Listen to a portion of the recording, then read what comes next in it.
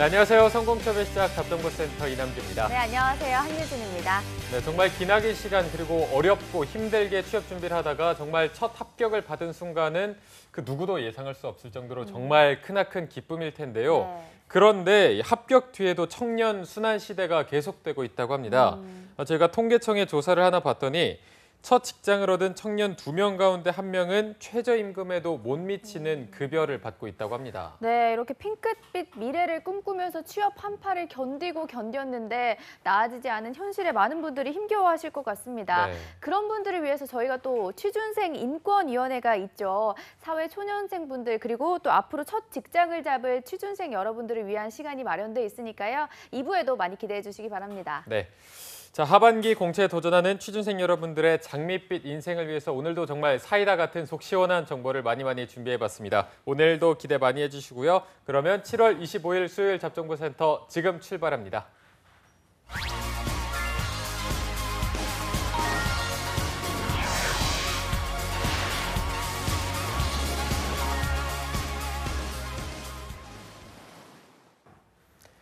네, 채용 공고가 뜬 후에 전략을 짜면 늦습니다. 채용 공고가 뜨기 전에 미리미리 준비를 해야겠죠. 전문가들의 날카로운 시선으로 하반기 공채를 대비하는 잡정보센터 특집 여름날의 기적 시즌3 오늘도 계속됩니다. 네, 이번 주는 현대차 그룹 계열사 합격 전략에 대해서 알아보고 있는데요. 네. 오늘은 금융 계열사 자소서 전략에 대해서 진행할 예정입니다. 오늘 함께해 주실 분은 더 빅스터디의 정종훈 간사님 함께하겠습니다. 어서 오십시오. 안녕하십니까. 지난번에 출연하셨을 때보다 오늘 출근하는 길이 더 덥고 네. 정말 날이 갈수록 정말 말도 안 되는 날씨가 이어지고 있는 것 같은데 이 더위 속에서 좀 어떻게 지내고 계세요? 저는 저번 주말에 학생들이랑 같이 윈드서핑을 타고 왔거든요. 오. 학생들이랑 같이요? 네, 같이 갔다 왔습니다. 그러니까 네. 우리 학생들이 죄인은 아니라고 계속 말씀을 드리잖아요. 그쵸, 그러니까 네. 취준생들이 즐길 수 있는 부분들은 좀 즐겼으면 좋겠고요. 저희는 그런 부분들 때문에 마라톤도 같이 하고 뭐 다양한 활동들을 많이 하고 있습니다. 조금 말씀드리고 싶은 부분이 있는데 지금 아까 전에 말씀을 우리 아나운서님께서 하셨잖아요. 그러니까 지금 채용 공고가 뜨기 전에 준비를 충분히 해야지 전략이 좀 수립이 잘 된다고 말씀을 드렸는데 저희도 그런 생각을 되게 많이 하고 있어요. 그러니까 6, 7, 8월 달에 저희가 해야 되는 부분들은 온스펙이 되기 위해서 기본적인 정량을 채워나가는 거, 자격증, 어학 점수를 올리는 거고요. 그다음에 그 과정 속에서 너무 그것만 하는 것이 아니라 또 젊음이라고 하는 특권들을 좀 누렸으면 좋겠다고 하고요. 이제 8월 달이 곧 되고 있잖아요. 그때는 여러분들 자소서랑 인적성을 좀 마무리할 수 있도록 준비를 조금 많이 했으면 좋겠습니다. 네. 네. 네, 이렇게 학생들과 멋진 시간도 보내고 계신데 그러면 혹시 주원쌤만의 여름 휴가 계획 같은 건 좀 세우셨나요? 저는 항상 학생들과 함께하는 사람이기 때문에 그 여름에 놀게 되면 저희가 놀게 되면은 좀 맞아요. 문제가 발생하잖아요. 네. 그러니까 학생들을 위해서 저는 이제 사실 8월 달, 9월 달, 10월 달은 같이 밤을 새고 와. 자소서 쓰고 또 개인적으로 해야 할 것들이 좀 많이 있어서요. 희생을 하고 있고 11월, 1월 달쯤에는 좀 시간을 내고 있습니다. 네. 괜찮아요, 여러분들. 그리고 말씀드릴게요. 저희 학생 중에서 8월 달에 휴가 가는 친구들이 있거든요. 그거는 괜찮다고 생각을 해요. 네. 근데 9월 달에 휴가 가는 거는 정말로 그거는 정신이 이상한 거거든요. 정신이 그때 이상한 정말로 문제가 있는 거거든요. 여러분 9월 달에는 정말로 자소서를 많이 쓰시고 지원을 많이 하셔야 되는 시기인 것 같습니다. 그리고 네. 스케줄을 좀 잘 잡아가지고요. 컨디션을 좀 조절할 시기니까요. 그때는 여행 가지 마시고 11월 달에 좋은 결과를 만들어내고 가셨으면 좋겠습니다. 네, 네. 정말 많은 분들이 휴가도 반납하고 정말 열일을 하고 계십니다, 여러분. 맞습니다. 오늘도 오프닝부터 좀 정신이 나간 거다라는 강력한 한 방을 날려주셨는데 취준생들의 전략을 짜실 때도 만큼은 이분은 정말 사이다 같은 발언을 해주시는 분입니다. 네. 그럼 본격적으로 들어가기 전에 최근 많은 기업들이 블라인드 채용을 실시하면서 자소서 비중을 좀 높게 보고 있는데 현대차의 자소서 비중은 좀 어느 정도라고 볼 수 있을까요? 뭐 저는 항상 솔직하게 말씀을 드리는 사람인데 제가 현대차 출신이 아니기 때문에 정확히는 모르겠습니다. 근데 저희가 이제 통계를 내봤을 때 저희 학생들의 지원했던 학생들의 스펙과 그다음에 자소서 합격한 친구들의 통계를 내봤을 때 순수하게 자소서만으로 뽑는 거는 아닌 것 같습니다. 제가 확실한 건 아니지만 제가 보기에는요. 그러니까 기본적인 스펙을 먼저 한번 검토를 하고요. 그다음에 그 친구들 중에서 자소서를 검토해서 이제 HMS를 보는 것 같은데요. 여러분들 모든 기업, 대부분의 기업들이 그런 것 같습니다. 자소서만 보는 보는 기업은 없어요. 그러니까 여러분들 자소서를 쓰기 전에 기본적인 스펙, 그러니까 우리 현대 자동차 계열사가 원하는 기본적인 스펙 안에 들어갈 수 있도록 조금 노력을 많이 했으면 좋겠고요. 그 다음에 이제 자소서는 서류 합격에서 중요한 것보다는 면접에서 정말 중요한 것 같습니다. 기본적으로 학생들이 가지고 있는 성향이 어떤 것들인지, 그리고 이 친구 가지고 있는 가치가, 그리고 어떤 이유 때문에 이러한 노력을 했었는지가 되게 궁금한 거고, 그런 부분들을 보려고 자소서를 물어보고 있는 거니까요. 여러분들 그런 내용들을 좀 잘 쓰셔서 자소서에 있는 내용과 면접에서 직접 나타난 사람이 일치할 수 있도록, 그래서 이 친구가 정말로 본인의 이야기를 썼구나, 그리고 이 본인이 우리 회사에 적합한 인재구나, 이 생각을 할 수 있도록 좀 미리 준비를 했으면 좋겠습니다. 네. 네. 이 자소서라는 게 어떻게 보면 최종 관문인 면접을 통과하기 위한 자신만의 또 비장의 무기가 될 수 있는 거기 때문에 많은 분들이 뭐 자소서를 대충 쓸 수도 없고 정말 많이들 어려워하고 있는데 왜 이렇게 좀 자소서 전형을 어려워하고 힘들어하는 걸까요? 그러니까 일단 여러분들이 보면은 저희 학생들이 가지고 있는 특징들이 그건 것 같아요. 그러니까 본인의 이야기를 쓰는 게 아니라, 그러니까 합격한 선배의 자소서를 봤을 때 이러한 특징들이 있구나. 그다음에 우리 현대차 계열사가 가지고 있는 인재상들이 이러한 부분들이 있으니까 거기에 맞춰서 쓰려고 되게 많이 노력을 해요. 그러다 보니까 본인의 이야기를 안 쓰니까 힘들게 되는 거고요. 히어로를 되게 많이 쓰는 거죠. 과장을 되게 많이 하는 거죠. 그러니까 어떤 문제가 발생했을 때 본인의 해결 능력을 보여주려고 하다 보니까 문제를 인위적으로 만들어내죠. 그러니까 선배들, 내 이전에 근무를 했던 사람이나 나랑 같이 근무하는 동료들이 상당히 무능력하거나 무책임한 사람이 되고 내가 들어가게 되니까 그 일이 해결이 된단 말이에요. 근데 사실 학생이 그렇게 뛰어난 친구들이 제가 보기에는 없어요. 되게 평범한 사람들이 취업을 하는 거고, 현대자동차를 다니고 있는 저도 마찬가지고 평범한 사람들인 건데, 여러분들은 거기에서 되게 과장을 많이 한단 말이에요. 그렇게 하려고 하다 보니까 본인의 이야기를 안 쓰게 되고 되게 힘들어하는데, 여러분들 그냥 글을 쓴다는 것은 소통을 하고 공감을 한다는 겁니다. 즉 개연성이 되게 중요한 건데, 그 개연성에 입각해서 본인의 이야기들, 본인의 생각들을 좀 쓰려고 노력을 했으면 좋겠어요. 경험을 조금 정리하는 시간이 좀 필요한 것 같고요.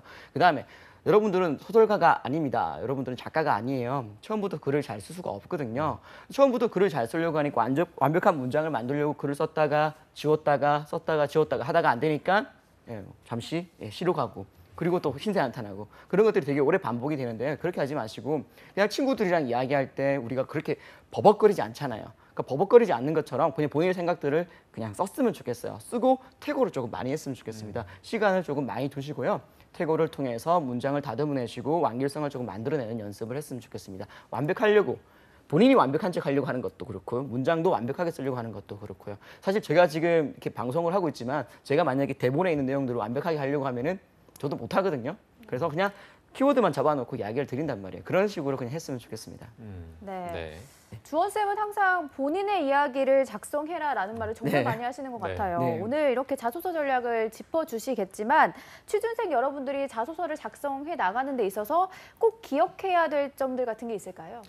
제가 본인의 이야기를 계속 해라고 말씀을 드리는 이유가, 제가 이제 인사부에 있을 때 자소서를 정말로 많이 봤는데 다 거짓말처럼 느껴지더라고요. 그러니까 안 읽어도 뻔한 이야기인 거고, 그러니까 어떠한 사실이 발생을 해서 어떤 경험이 있으면 그 패턴이 다 똑같이 나오다 보니까 이거는 그냥 안 봐도 된다는 생각이 되게 많이 들더라고요. 그래서 본인을 이야기해라. 그러니까 새로운 경험을 조금 이야기했으면 좋겠고, 새로운 생각을 좀 보여줬으면 좋겠다는 생각이 들어서 다르게 보여주기 위해서 그렇게 말씀을 드리고 있는 거고요. 제가 지난 시간에 말씀을 드렸지만, 자소서를 쓸 때는 크게 두 가지를 신경을 써야 된다. 첫 번째, 왜?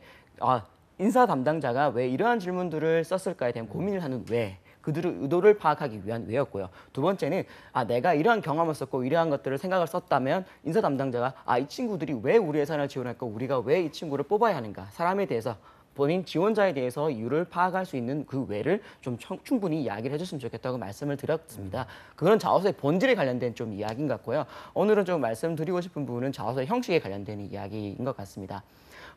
여러분 많이 들어보셨을 거예요. 문장은 가급적이면 두 가지식으로 썼으면 좋겠다. 소제목은 썼으면 좋겠다. 문단은 나눴으면 좋겠다. 이런 이야기들, 형식적인 이야기들 되게 많이 이야기하는데요. 정말 중요한 것 같습니다. 인사 담당자가 정말 빠른 시간에 자소서를 읽기 때문에 문단이 나눠져 있으면 좀 더 눈을 볼 수 있는, 시간을 좀 더 집중할 수 있는 부분들이 발생하게 되고, 소제목을 썼을 때 이 친구가 어떤 이야기를 쓰는지 우리가 알 수 있는 부분들이 분명히 있기 때문에 되게 중요한 건데요.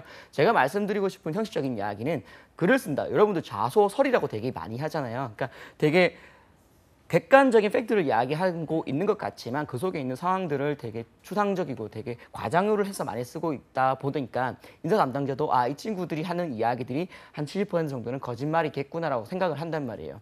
근데 사실은 자소서라고 하는 것은 객관성을 통해서 이 친구가 가지고 있는 능력을 보여주고 이 친구의 관심사를 보여주는 건데 이 친구가 거짓말하고 있구나, 광고적인 요소, 마케팅적인 요소 같은 게 강하구나 이런 생각을 하면 좋지 않단 말이에요. 그래서 여러분 자소서 쓸 때는 상당히 객관적인 느낌이 강하도록 추상적인 표현들이 아니라 단문으로 기사를 쓰듯이 조금 많이 상황을 묘사했으면 좋겠어요. 되게 비유나 은유를 되게 많이 쓰는데 비유와 은유는 소설에서 많이 쓰는 거죠. 자소서에서 그런 것들을 많이 쓰게 되면은 이거는 자소설이 되거든요. 그래서 객관적인 사항들을 명확하게 상당히 빠르게 조금 기사를 쓰듯이 덤덤하게 이야기를 썼으면 좋겠습니다. 저희 학생 중에 뭐 교수님으로부터 갈채를 받았다라고 이야기를 한 그런 자소서를 제가 봤거든요. 근데 갈채는 내가 평가를 한 거거든요.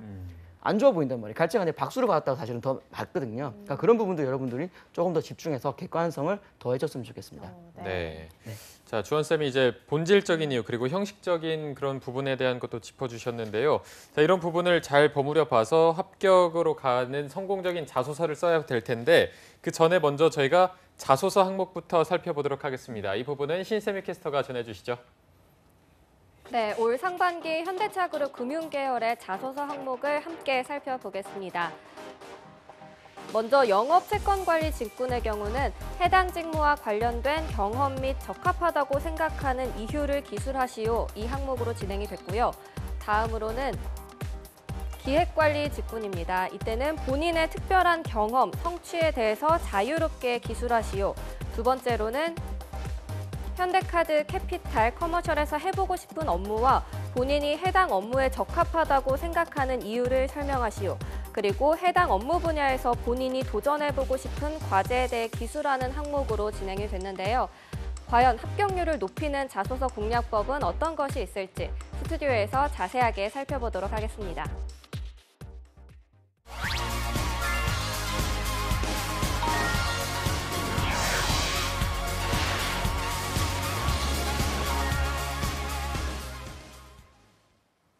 네, 이제 자소서 문항들의 특징들을 좀 알아보고 현대차 그룹 금융 계열사별 입사를 위한 합격 전략을 좀 세워보도록 하겠습니다. 네.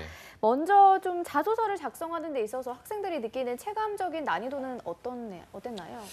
뭐 학생들은 다 어렵다고 이야기하더라고요. 근데 제가 이제 객관적으로 봤을 때 우리 현대차 계열사의 자소서는 중급 정도 되는 것 같아요. 그러니까 되게 어려운 질문들을 물어보는 것들이 아니라 기본적인 질문들, 이 친구가 가지고 있는 역량이 무엇인지, 어떤 경험을 했었는지, 그다음에 우리 회사를 지원한 이유가 무엇인지, 그러니까 기본적으로 역량, 인성, 로열티를 물어보는 검증하는 질문들을 하고 있기 때문에 되게 어렵다고는 좀 보기 어렵고요. 여러분들 이런 부분들이 기본적인 것들을 물어보기 때문에 좀 미리 작성을 할 수 있는 것들을 조금 해놨으면 좋겠습니다. 네. 현대차 같은 경우에 이제 하반기 공채에서 자소서 항목에 만약에 변화가 생긴다면 취준생들 입장에서는 이런 게 또 부담으로 다가오거든요. 주원쌤이 보실 때는 뭐 확실한 건 아니겠지만 하반기에 좀 변화될 가능성이 있다고 보십니까? 저는 학생의 편, 그러니까 안 바뀌었으면 좋겠고요. 기본적으로 이제 물어보는 것들이 픽스가 돼 있더라고요. 현대 자동차도 그렇고 계열사도 그렇고 그런 부분들. 그러니까 역량이 어떤 역량을 가지고 있는지, 그리고 그 역량이 왜 중요하다고 생각하는지, 그러니까 이런 것들을 기본적으로 물어보기 때문에 크게 안 바뀔 것 같고요. 조금 첨언을 해서 말씀을 드리면은 안 바뀌잖아요, 여러분들.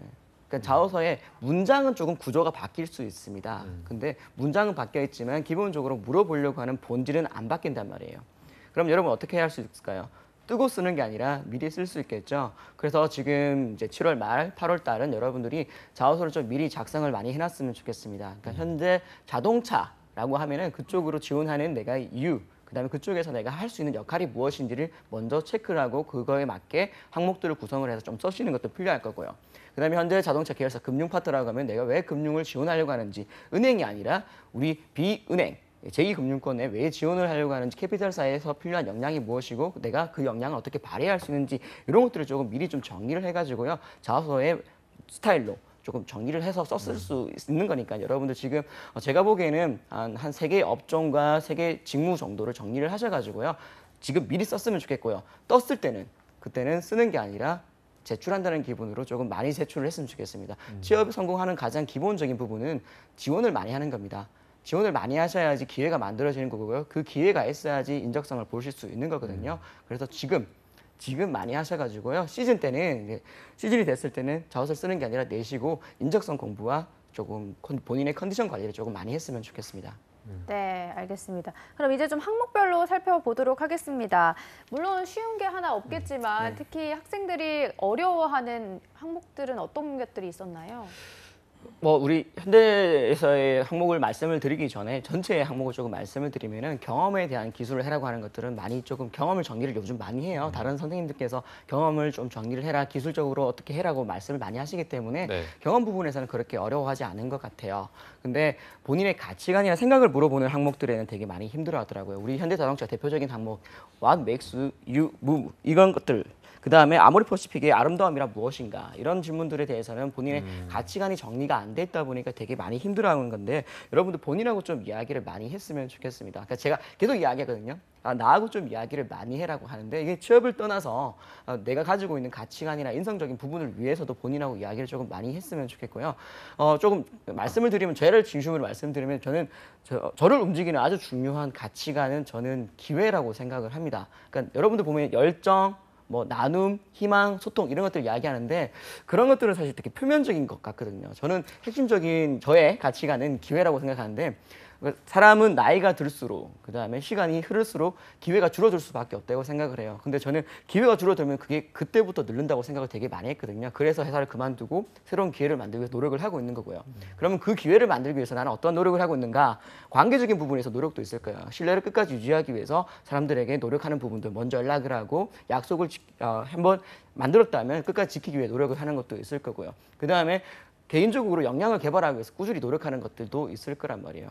그래서 그런 기회를 만들기 위해서 나는 어떤 노력을 하고 있고 기회가 어떠한 이유 때문에 중요한지를 계속 저는 생각을 하고 있단 말이에요. 그런 부분들 여러분 좀 미리 정리하셔가지고 나를 움직이는 것이 무엇이다라고 좀 정의를 했으면 좋겠고요. 그 다음에 뭐 아모리 퍼시픽의 이야기를 조금 하면은 그러니까 아름다움이라고 하는 것은 평가란 말이에요. 평가. 그러니까 누군가가 평가를 하는 거예요. 내가 혼자서 아름답다고 이야기했을 때 다른 사람은 아름답지 못하다, 추하다고 이야기하면 이거는 아름답지 못한 걸 수도 있다는 거죠. 그래서 아름다움이란 무엇이라고 하면 제가 보기에는 보편성을 가지고 있어야 됩니다. 생각을 하고 있습니다. 다른 사람들이 봤을 때 아름답구나 할 수 있는 거. 근데 보편적으로 모두가 아름답다고 하면 또 아름답지 못할 수 있는 것일 수 있거든요. 그래서 조금 차별성도 아름다움이라고 하는 건 보편성과 차별성을 동시에 갖추고 있어야 된다고 생각을 하거든요. 그러니까 이런 부분도 여러분들이 조금 미리 생각을 해보시고 정리를 했으면 좋겠고요. 제가 기업은행에 있을 때 면접관으로 들어갔을 때 행복하냐고 물어보면 다 학생들이 행복하다고 이야기를 해요. 그러면 왜 행복합니까라고 하면은 다 이렇게 하더라고요. 그러니까 여러분들 미리 생각을 조금 많이 했으면 좋겠고요. 행복, 아름다움, 나를 움직이는 가치관 이러한 단어들은 되게 추상적인 단어들이잖아요. 이런 추상적인 것들은 조금 더 가까운 거. 그러니까 현실에서 볼 수 있는 것들을 이야기하면서 추상적으로 넘어가는 게 좋을 거거든요. 그래서 지금 미리 좀 고민을 많이 했으면 좋겠습니다. 네, 알겠습니다. 자, 그럼 이제 항목들 하나하나 살펴보면서 솔루션을 하나씩 들어보도록 하겠습니다. 먼저 영업관리 직무 항목의 1번 항목을 보면요. 자, 해당 직무에 관련된 경험 및 적합하다고 생각하는 이유를 서술해라. 이렇게 1200자로 쓰라고 했는데요. 이거를 쓰면서 좀 우리 취준생분들이 이것만큼은 제발 좀 안 썼으면 좋겠다 하는 게 있다면 어떤 표현들이 있을까요?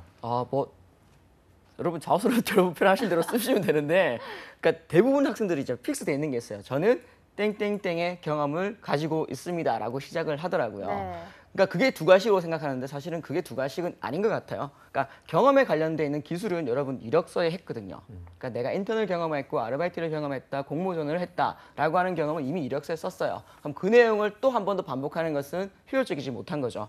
그러니까 그 경험에서 추측하지 못할 수 있는 것들을 이야기하는 것이 좀 더 효율적이고 좀 더 좋은 거니까 바로 경험을 쓰시는 것보다는 밑에 보실 때 적합하다고 생각하는 이유가 있잖아요. 그 이야기를 두 가지식으로 빼는 것이 더 좋다고 저는 생각합니다. 그러니까 이 직무가 어떠한 일을 하고 있고 거기에서 필요한 역량이 이런 것이기 때문에 나는 그 역량을 갖추려고 노력을 해서 이유가 있다. 내가 지원을 하고 뽑을 이유가 충분히 있고 그러한 것들을 여기에서 경험을 했습니다. 경험은 그 아랫단으로 넣었으면 좋겠어요. 보시면 1200자잖아요. 1200자이기 때문에 앞부분에는 생각하는 이유, 직무의 역할을 먼저 이야기하시고 그 아랫단에다가 경험을 쓰시는 것이 조금 더 인사 담당자 입장에서는 빠르게 읽고 이해할 수 있다는 것들 여러분 좀 명심해 줬으면 좋겠습니다. 네. 그럼 좀 1번 항목 같은 경우에는 어떤 식으로 단계별로 접근을 하면 좋을까요? 네, 그러니까 여러분 임담자는 성격이 느긋하지 않습니다. 상당히 급합니다. 빠르게 보고 빠르게 판단을 해서 점수를 매겨야 되는 부분들이 분명히 있습니다. 그리고 조금이라도 이해가 안 되면은 그냥 이해하려고 하지 않고 넘어가려고 하거든요. 그러니까 저희가 인단들끼리 그런 이야기를 해요. 좋은 자소서는 무엇이냐가 바로바로 봤을 때 이해가 되고 그 친구가 보이면 좋은 자소서다. 뭐 경험이 대단한 것이 아니라 그냥 이해가 되면 그래도 B 이상은 받을 수 있다라고 이야기하니까요. 여러분들 거기 입각을 해서 두 가지식으로 써주고요. 소제목 써줘. 그러니까 소제목을 여러분 쓸 때 뭔가 좀 의문점을 가지게 만들고 싶어 하시고 뭔가 좀 임팩트를 주려고 하다 보니까 너무 추상적으로 소제목으로 써요. 근데 소제목에 쓰는 이유는 여기 전체 내가 글을 쓰는 것의 주제를 보여주기 위함이거든요. 그래서 주제를 보여주기 위해서 먼저 주제를 쓰시는 것이 소제목으로 가장 적합합니다. 그러니까 임팩트를 주기 위해서 너무 임팩트적으로 입각하게서 쓰게 되면 그러니까 그런 친구 막 수학 기호를 쓰거나 뭐 아랍어를 쓰거나 뭐 이런 친구들이 있어요. 그러면 저희는 이해가 안 돼. 예, 그런 경우가 있더라고요. 그러니까 저희는 이탈리아 아랍어를 나는 전혀 몰라요. 그러면 그거 보고 저희가 사전을 찾아보지는 않잖아요. 네, 맞아요. 그냥 넘어가 버린단 말이에요. 그러니까 읽는 사람 입장에서 바로바로 이해할 수 있도록 좀 여러분들이 좀 정리를 해줬으면 좋겠고요. 경험을 쓰실 때도 아까 말씀드렸잖아요. 그냥 경험을 자랑하는 것이 아니라 그 경험을 왜 했는지, 거기서 나의 역할이 무엇이었는지를 서술해 주는 게 되게 중요한 겁니다. 자소서의 역할은 경험을 통해서 추측하지 못하는 것들을 쓰는 것이거든요. 그러니까 여러분 그런 부분을 조금 많이 입각해서 좀 썼으면 좋겠고요. 아까 말씀드렸잖아요. 영업을 쓰게 됐을 때 내가 영업을 왜 지원했는가를 이야기하려면 영업이라는 것이 무엇인지를 좀 정확하게 아시는 이해도가 필요합니다. 이게 이제 직무에 대한 로열티죠. 직무 역량이 아니라 직무에서 그만큼 내가 잘 알고 있다는 부분인데 제가 뭐 이제 은행에서 영업을 했던 경험이 있으니까 영업을 조금 말씀을 드리면은 네.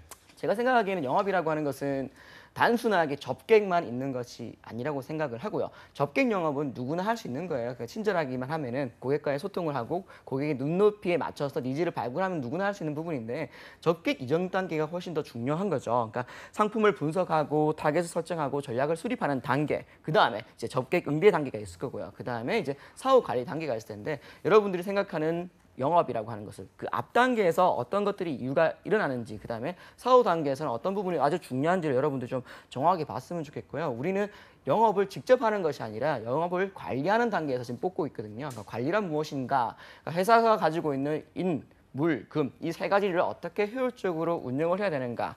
그리고 이것들을 정확하게 고객들의 니즈에 맞게 타겟팅을 설정해야 되는데 어떻게 분석을 해야 되는가 이런 부분들을 좀 집중을 했으면 좋겠어요. 그리고 고객은 지속성이 되게 중요하죠. 특히 금융 같은 경우는 지속성이 상당히 중요하거든요.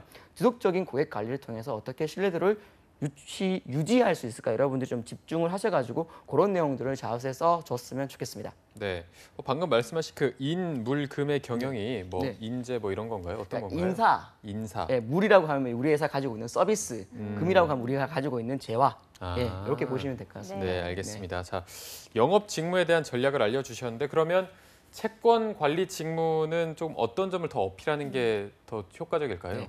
그러니까 채권 관리를 하게 된다고 하면 우리 회사가 가지고 있는 부실 채권들, 연체 관리를 하는 거라고 좀 보셨으면 좋겠어요. 그래서 직접 추심 업무를 하는 것이 아니라 목표 설정을 하고 현황 분석을 하고 그다음에 추심을 하시는 분들을 관리를 하는 것들을 많이 하신다고 보면 되고요. 네. 가이드라인을 설정하는 것들을 하고 있습니다. 저 같은 경우에는 이제 은행에 있을 때 추심 업무를 조금 했었거든요. 그러니까 연체되신 분들한테 전화를 드려가지고 선생님 지금 이자가 좀 정리가 안 되고 있습니다. 원금이 정리가 안 되고 있습니다라고 말씀을 드리면은 화를 내세요. 왜 전화했냐고 알고 있는데. 그리고 그래서 그러면 제가 메모를 하죠. 전화를 안 드리겠다. 이분은 이제 되게 알고 계시니까 그러면 또 연체를 하세요. 네, 그래서 전화를 드리면 왜 미리 전화 안 했냐고 화를 내세요. 와, 이거는 네. 진짜 어떻게 하라는 거죠, 그러면?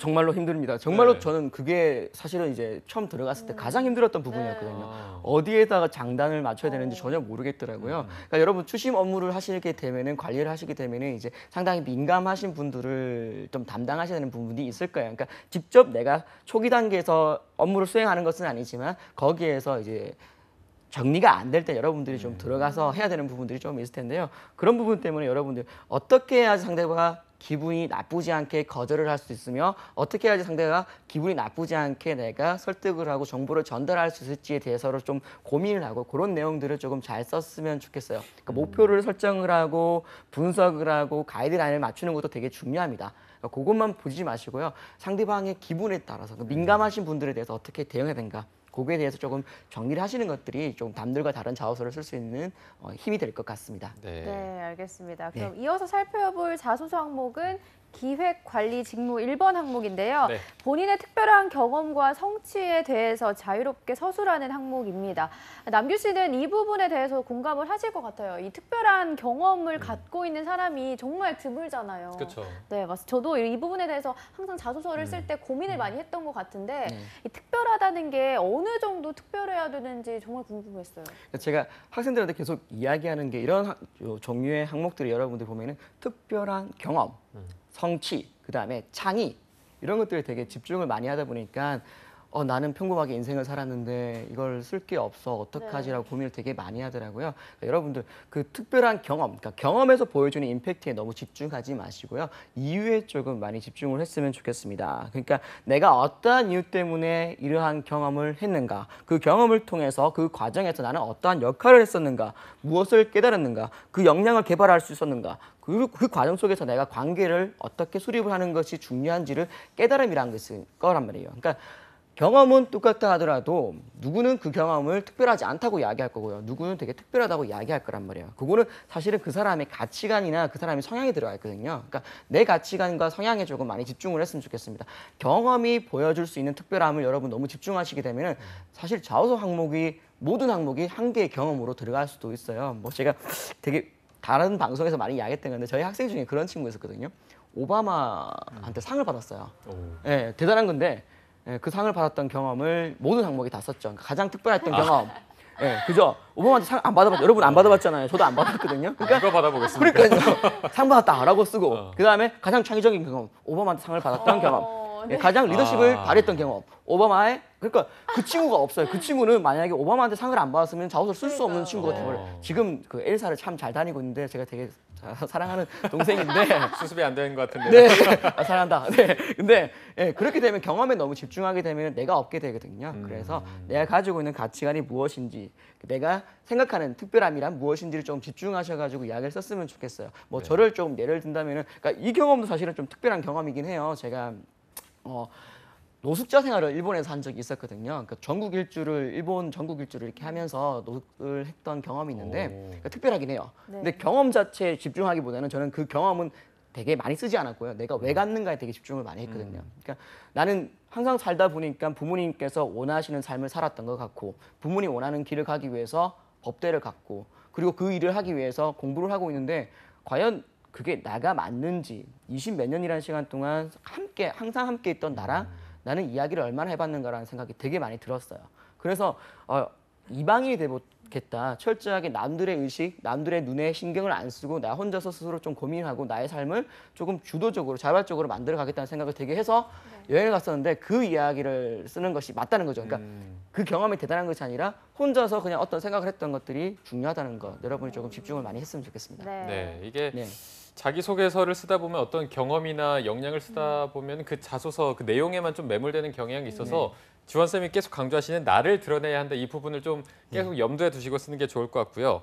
자, 이어서 2번 항목도 바로 살펴보도록 하겠습니다. 어제 저희가 살펴봤던 현대카드, 캐피탈, 커머셜, 현대금융계열사에서 자, 해보고 싶은 업무 그리고 본인이 해당 업무에 적합하다고 생각하는 이유를 설명하고 해당 업무 분야에서 본인이 도전해보고 싶은 과제에 대해서 기술해라 이렇게 돼 있는데 이건 또 어떻게 접근하는 게 좋을까요? 편안하게 생각하셔서 지원 동기와 포부라고 생각을 하셨으면 좋겠습니다. 그래서 현대 회사, 그 기업에 지원했던 동기가 아니라요. 어떤 직무를 수행하고 싶은지 그 직무를 통해서 내가 어떠한 역량을 펼칠 수 있는지 필요한 역량이 무엇인지를 조금 이야기를 했으면 좋겠고요. 네. 회사를 이야기하기보다는 나의 이야기를 계속 말씀을 드리죠. 나의 이야기. 네. 여러분의 이야기. 자소서, 자기소개서예요. 그러니까 나의 이야기를 조금 많이 써주고 했으면 좋겠고요. 제가 생각하기에는 그 삼성의 3번 항목이랑 되게 비슷한 것 같아요. 그러니까 삼성 같은 경우에는 이제 이슈를 선정을 하고 그 이슈에 대해서 내가 생각하는 이야기를 쓰는 건데 여기는 이슈, 그러니까 조금 멀리 있는 시사의 이슈보다는 업종의 이슈, 직접 연관 있는 이야기를 좀 쓰는 것들이 강하고요. 전략을 수립을 하고 그 다음에 사업을 설정을 해서 어떤 일들을 했으면 좋겠다 이런 이야기를 조금 쓰는 거라고 보시면 되겠습니다. 그러니까 이 직무 자체가 기획 직무에 가깝지 않습니까, 여러분? 그래서 기획서를 쓴다는 생각으로 조금 썼으면 좋겠고요. 철저하게 좀 두 가지식으로 좀 작성을 했으면 좋겠습니다. 네.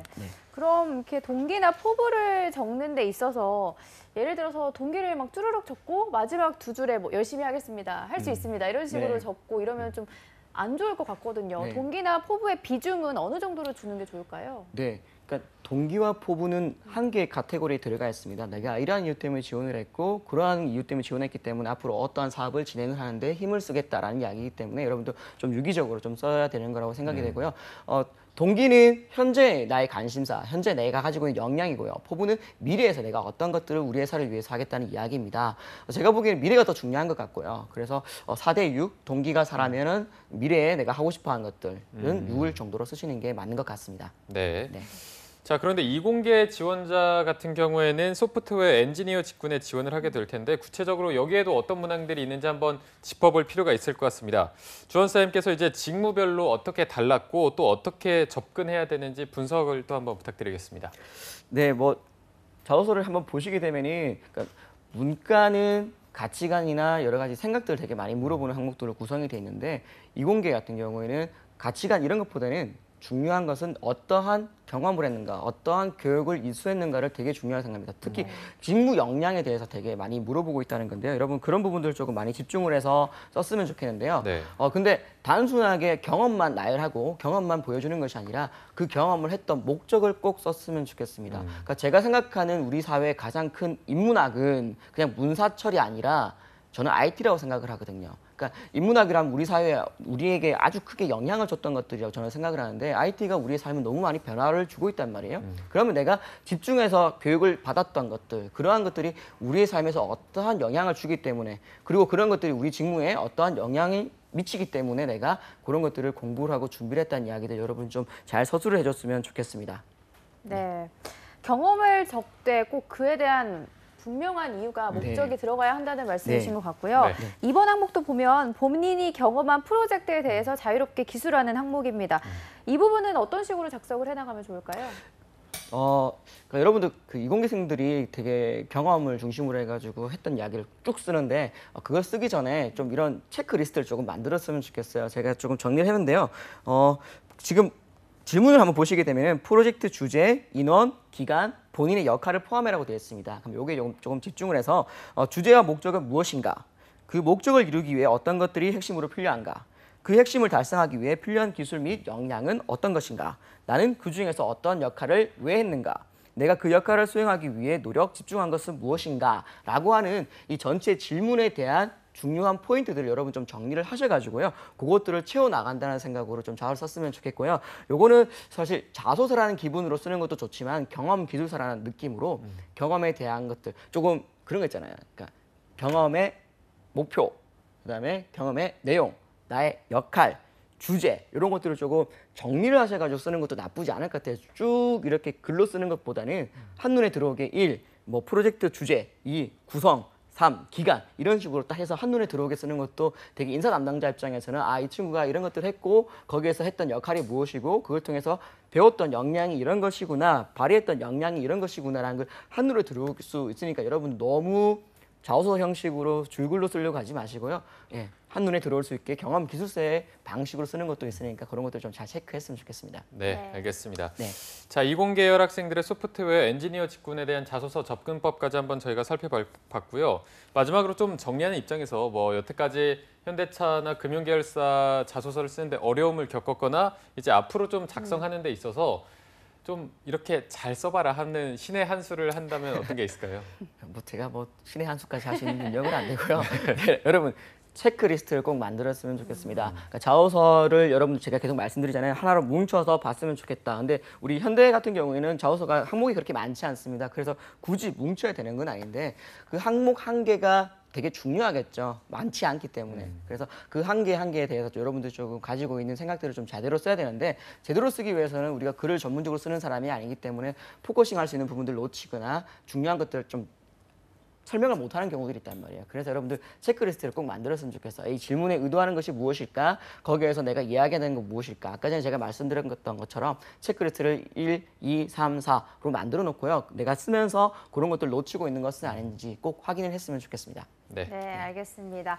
자, 그럼 오늘 도움 말씀 주신 더 빅스터디의 정주원 강사님 함께했습니다. 오늘 말씀 고맙습니다. 고맙습니다. 감사합니다.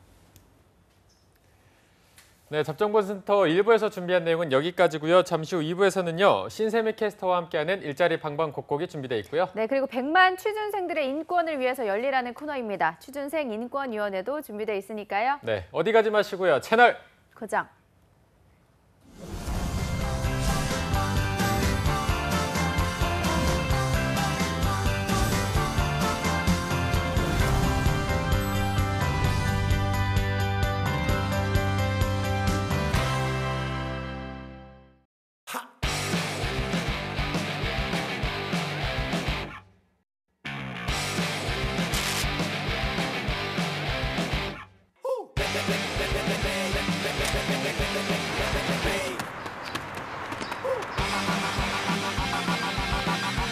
(7,300개) 기업의 참여로 배우면서 일하는 능력 중심 일학습 병행제. 일학습 병행제로 꿈을 향해 달리고, 일학습 병행제로 직무 능력을 배우고. 스펙보다 능력으로 인정받는 대한민국. 능력 중심 사회는 일학습 병행제로부터. 힘들지? 취업 준비는 잘 되니? 저야 잘 준비하고 있죠. 아빠는요? 아빠도 앞으로 잘 준비해야지. 청년의 내일도 작년의 내일도 준비가 앞으로를 만듭니다. 미리 계획하고 준비하고 실천할 수 있도록 어느새 노후를 걱정하는 당신에게 더 넓어진 장년고용 서비스가 함께합니다. 아빠 출근한다. 나도 같이 가. 내 일을 향해 앞으로, 내일을 향해 앞으로, 함께 앞으로. 나는 맞고 남들은 틀리다는 사람 어떻게 생각하세요? 왜 저럴까 싶죠. 그건 아니죠. 네. 별로 그런 사람 없는 것 같아 요새. 너 있잖아. 속상하기도 하고 이기적이지 않을까요? 그럼 생각이 다른 누군가를 틀렸다 한 적 없나요? 얘는 있어 확실히. 나 있을 것 같아. 사실 저도 있죠. 다양한 생각이 존중받는 사회. 서로에 대한 배려에서 시작됩니다. 한국 직업 방송을 보면 취업이 보입니다.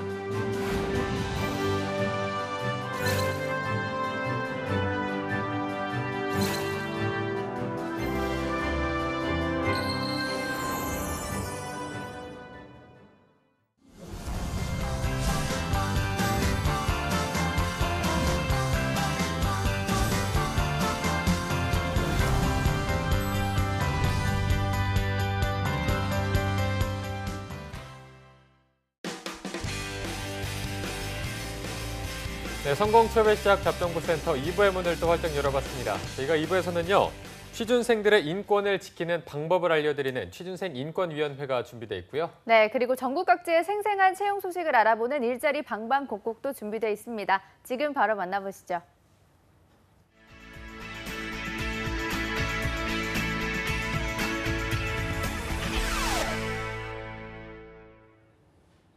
네, 과연 오늘은 어떤 일자리 소식이 올라와 있는지 매일매일 전국 각지의 생생한 채용 정보를 알아보는 일자리 방방곡곡. 오늘은 서울로 가보겠습니다. 박가혜 주무관님, 안녕하세요.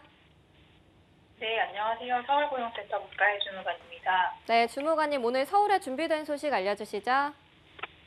네, 첫 번째 알려드릴 소식입니다. 서울 성수구 성수 1호에 위치한 주식회사 인후구조에서 건축구조기술자 1명을 모집합니다. 지원 자격은 학력과 경력이 무관한 신입 채용입니다.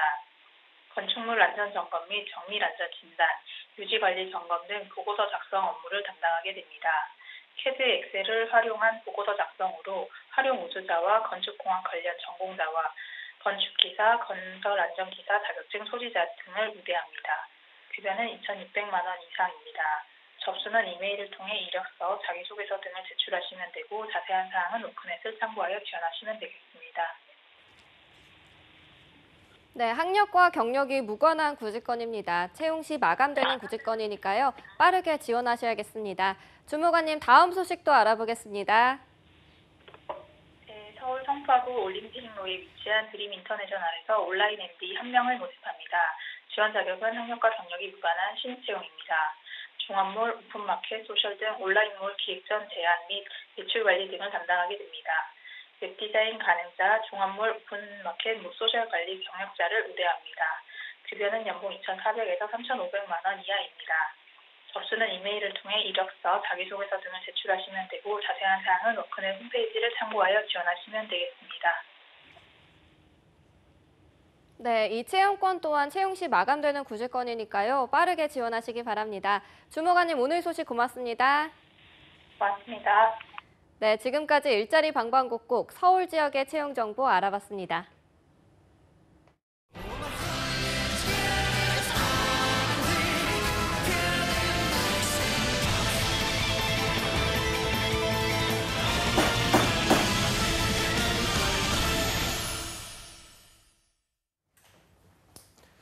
네, 국회에서 취업준비생들의 인권을 위한 보호법 제정을 추진 중입니다. 이렇게 국회에서 취준생 인권보호법을 위한 움직임이 있는데요. 네, 잡정보센터에서는 취준생들의 인권을 지키는 방법을 알려드리는 취준생 인권위원회가 있습니다. 네, 그동안 알면서도 넘어가고 또 취업시장의 약자라서 그런 경험들을 겪어야만 했던 불편부당한 일들 많이 있으셨을 텐데요. 이 코너 통해서 많은 분들이 자기 권리를 당당하게 지킬 수 있기를 기대해 보겠습니다. 네, 그럼 오늘 도움 말씀 주실 분을 소개하겠습니다.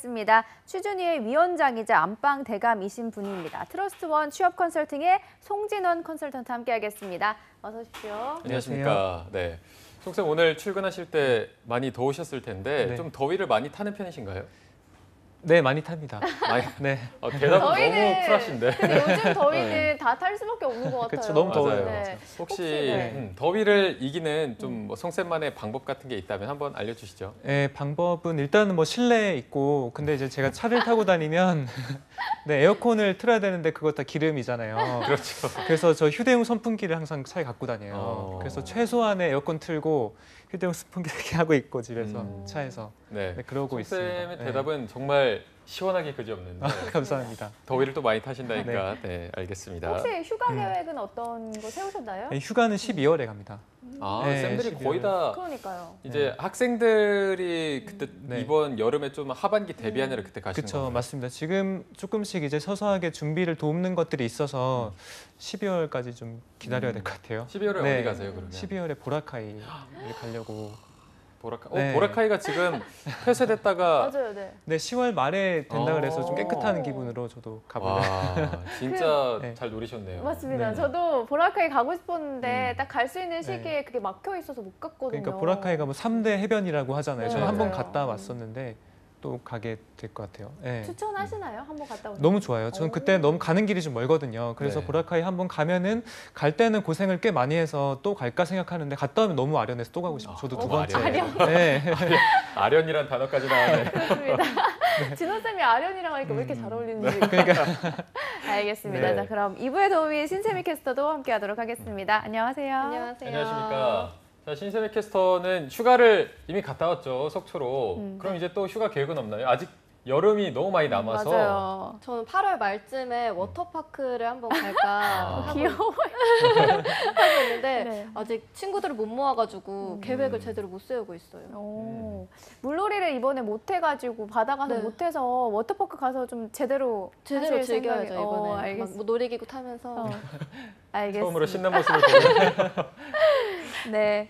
그러면 오늘 바로 본격적으로 들어가 보도록 하겠습니다. 네. 진원 쌤이 오늘 준비하신 주제는 어떤 건지 들어보도록 하겠습니다. 네, 오늘은 취준생의 최저임금 인상에 대해서 취준생들의 사례를 좀 살펴보고 부작용은 없는지에 대해서 좀 짚어보는 시간을 갖겠습니다. 네, 알겠습니다. 아무래도 또 최근에 논란이 된 문제이기 때문에 할 말이 더 많을 것 같은데요. 네. 그러면 신세미 캐스터가 오늘의 안건 또 소개해 주시죠. 네, 최근 취준생 순환 시대라고 해도 전혀 부족함이 없는 시대인데요. 앞서 오프닝에서도 소개됐듯이 첫 직장을 얻은 청년 2명 가운데 1명은 최저임금도 받지 못하는 급여를 받고 있습니다.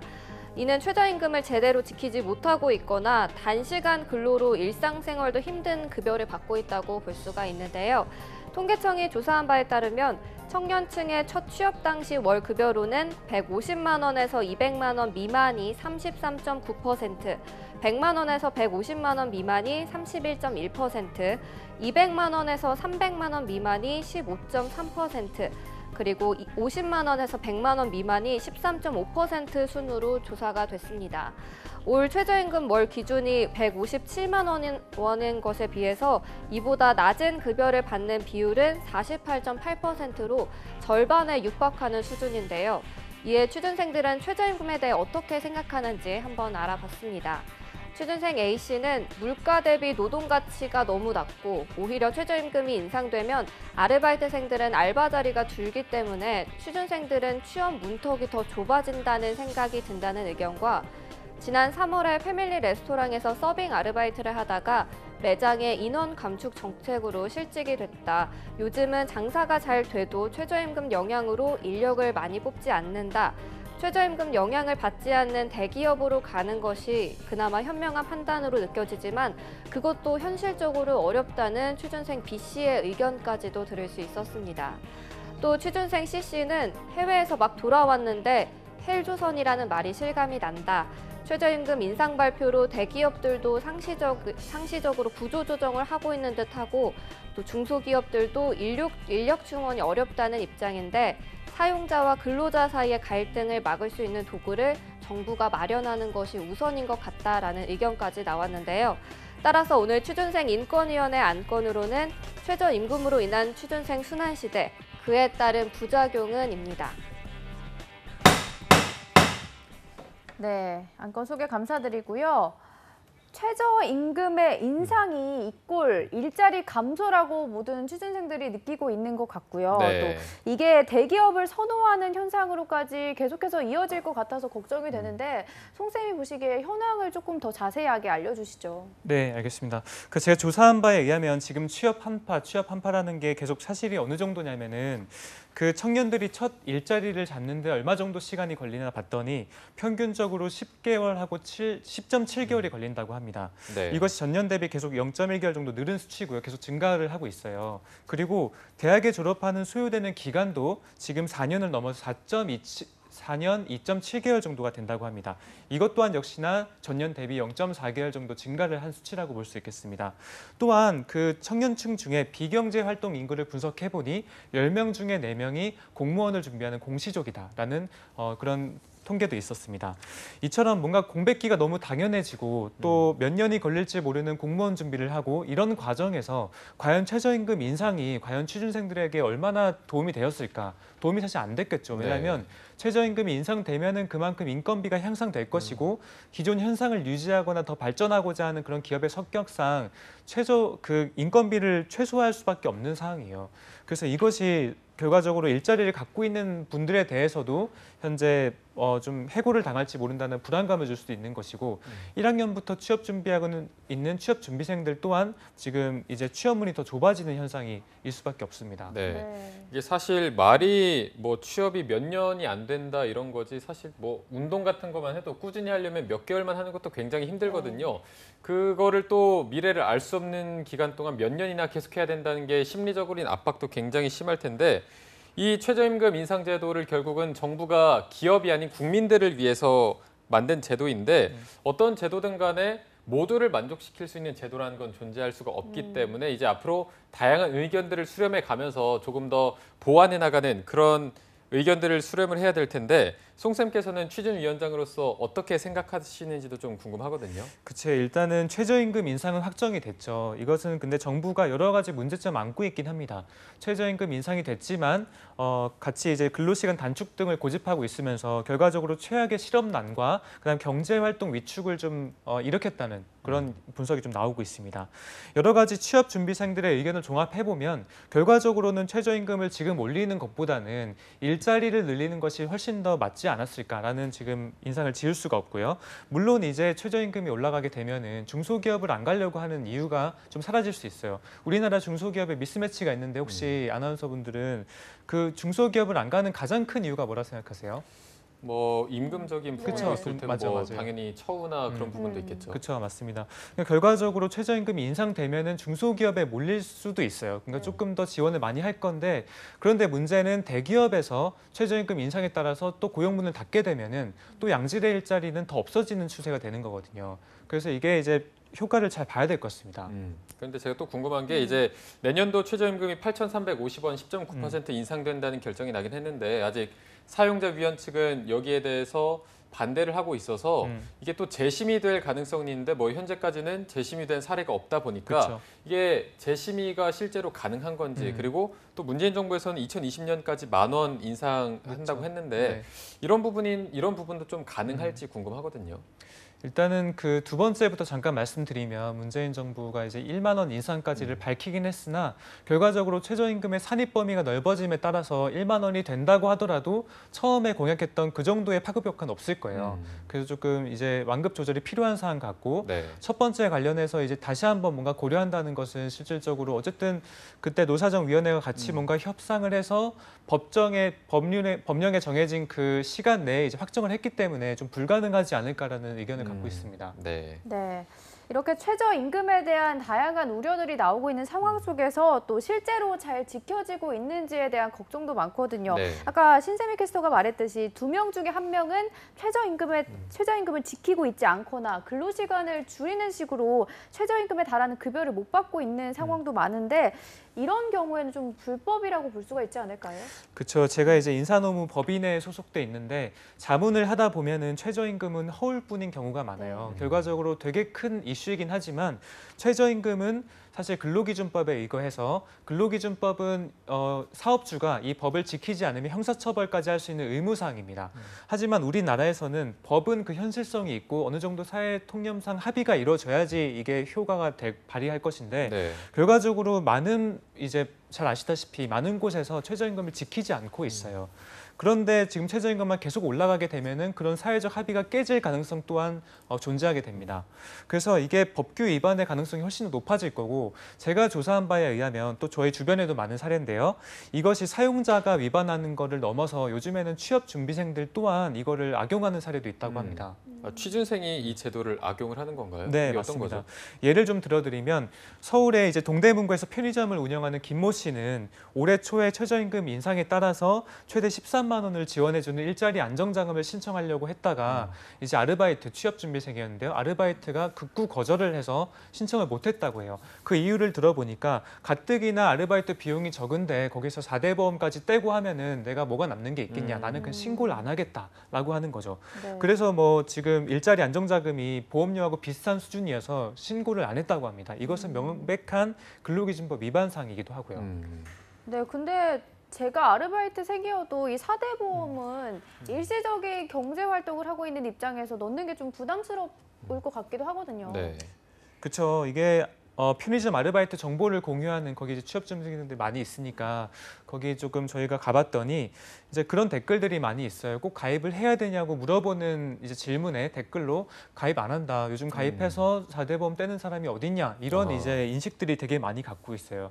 또 요즘에 너무 그 임금 수준이 낮고 취업준비생들이 소위 이제 생활을 좀 영위하려다 보면은 원잡뿐만이 아니라 투잡, 쓰리잡까지 좀 하려고 하는 경우가 있거든요. 그러면은 알게 모르게 그 본인이 이 직업만 갖고 있다고 하는 것을 밝히지 않아야 될 사유도 있을 것이고 그런 것 때문에 뭔가 이제 신고를 안 하고 일하는 경우도 꽤 많다고 합니다. 네.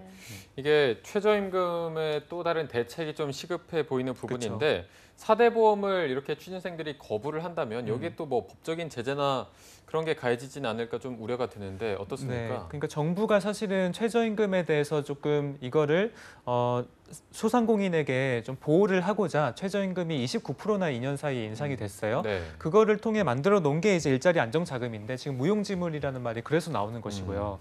그리고 이제 근로자가 이제 소위 저희 취준생들이 4대 보험을 들어주지 않겠다, 본인이 안 하겠다라고 해서 근로자를 처벌하진 않아요. 근로기준법은 결과적으로 사업주가 처벌 대상입니다.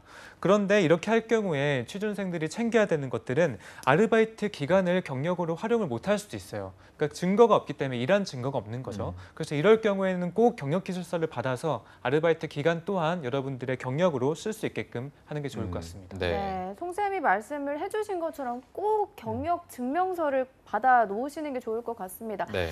이 부분에 대해서 우리 신세미 캐스터의 의견도 한번 들어보도록 하겠습니다. 제 주변에도 4대 보험을 가입하는 걸 되게 꺼리는 친구들이 많거든요.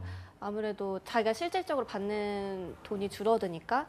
근데 그리고 저번에 버스 타고 가다가 버스 기사님 전화 소리를 들었는데 앞에 설명했던 얘기를 그대로 하시더라고요. 뭐 아무리 최저임금이 올라가도 우리는 이제 버스 운행 시간을 줄여버리면은 이게 올라간 거를 실질적으로 받질 못하니까 시간이 줄어서 아무리 올려도 그 실질적으로 받는 양이 없다. 뭐 이런 얘기들을 많이 들어서 좀 뭔가 대책이 정부가 사용자와 근로자 사이의 대책을 빨리 마련해야 되지 않을까 싶습니다. 네, 맞습니다. 이에 대한 송쌤의 의견도 한번 들어보도록 하겠습니다. 그렇죠. 이게 지금 보면은 아까 전에 사례에서 보셨다시피 취업준비생들도 되게 어렵죠. 그러니까 소위 이제 4대 보험료가 그렇게 부담스럽지 않음에도 불구하고 그거라도 아끼려고 하는 거예요.